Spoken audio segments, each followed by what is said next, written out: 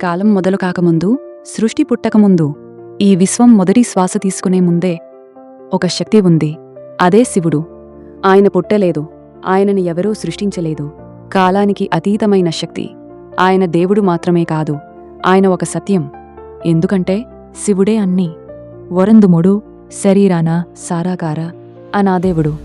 Lord Shiva మహాదేవుడు అంటే అందరిలో గొప్పవాడు.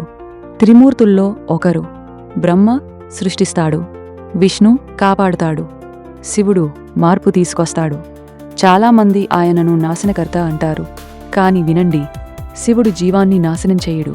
ఆయన నాశనం చేసేది అహంకారం, మాయ, బంధాలు, నెగిటివిటీ. ఎందుకంటే ఏది తప్పు ముగిసితేనే సరైనది మొదలవుతుంది. మొదటి యోగి రాజు కాదు, సింహాసనంపై కూర్చునేవాడు కాదు, హిమాలయాల్లో కూర్చుని లోతైన ధ్యానంలో ఉండే యోగి. ఆయన సందేశం ఏమిటి?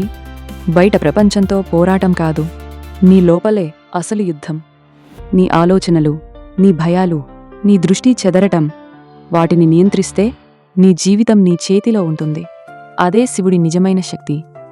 శివుడిలో ప్రతి విషయం ఒక అర్థం కలిగి ఉంటుంది. లా త్రిశూలం, మనసు, శరీరం, ఆత్మాభూతం, వర్తమానం, భవిష్యత్తు, సృష్టి, స్థితి, లయం. మూడో కన్ను అది శక్తి మాత్రమే కాదు, అది సత్యం. తెరిస్తే అబద్ధం, అహంకారం, అజ్ఞానం అన్నీ కాలిపోతాయి. పాము భయం ఆయన నియంత్రణలో ఉంది. మనుషులు భయంతో పారిపోతారు, శివుడు దానిని ధరించాడు. గంగా అత్యంత శక్తివంతమైన ప్రవాహం, కాని ఆయన జడలో నియంత్రితంగా ఉంటుంది. విభూతి, బూడిద అన్నీ ఒకరోజు ముగుస్తాయి, అన్నీ బూడిదగా మారతాయి. అయితే అహంకారం ఎందుకు? విభూతి సమానికాశ చాత్రగలదా అలంకముల్లా. శివుడు ప్రశాంతంగా ఉంటాడు, కాని భయంకరంగా మారగలడు. నిశ్శబ్దంగా ఉంటాడు, కాని అవసరమైతే ఉగ్రరూపం దాల్చుతాడు. సాధారణంగా కనిపిస్తాడు, కాని అతని శక్తి అపారమైనది. అతను ధ్యానంలో శాంతంగా ఉంటాడు, కాని అవసరమైతే రుద్రుడు అవుతాడు. శాంతంగా ఉండు, కాని బలహీనంగా కాదు. వినయంగా ఉండు, కాని శక్తిలేనివాడిగా కాదు. శితరపుటిన నిజము భావాలు. శివుడు భావాలు లేనివాడు కాదు. ఆయన లోతుగా ప్రేమిస్తాడు. పార్వతితో ఆయన బంధం శక్తి మరియు కరుణ మధ్య సమతుల్యత. సతీ మరణించినప్పుడు ఆయన బాధను దాచలేదు, ఆయన తాండవం చేశాడు. భావాలు కలగడం తప్పు కాదు, కాని వాటిలో మునిగిపోవద్దు. శితిరధాన్మత ఏడు మనకు నేర్పేది శక్తివంతంగా ఉండటానికి ధనం అవసరం లేదు, గొప్పవాడిగా ఉండటానికి ఇతరుల ఒప్పుకోలు అవసరం లేదు.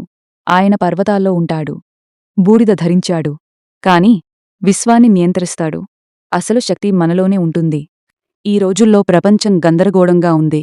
సోషల్ మీడియా, ఒత్తిడి, పోలికలు. నీ మనసు ఎప్పుడూ ప్రశాంతంగా ఉండదు. అందుకే శివుడు ఈ రోజుల్లో చాలా ముఖ్యమైనవాడు. నువ్వు శివుడిలా ప్రశాంతంగా ఉంటే, దృష్టి కేంద్రీకరించగలిగితే, భయాన్ని జయిస్తే ఏదీ నిన్ను ఆపలేను. జీవితం పరీక్షిస్తే భయపడొద్దు, శివుడిలా కూర్చో. భయం వస్తే శివుడిలా ఎదుర్కో. అన్నీ కూలిపోతే నాశనం కొత్త ఆరంభానికి సంకేతం. నీ లోపల ఉన్న శివుడిని మేల్కొల్పు. శివుడు ఆలయాల్లో మాత్రమే ఉండడు. ఆయన ఒక ఆలోచన, ఒక జీవన విధానం, ఒక మార్గం. కళ్ళు మూసుకో, నిశ్శబ్దాన్ని విను. ఆయన నీలోనే ఉన్నాడు. హరహర మహాదేవ్.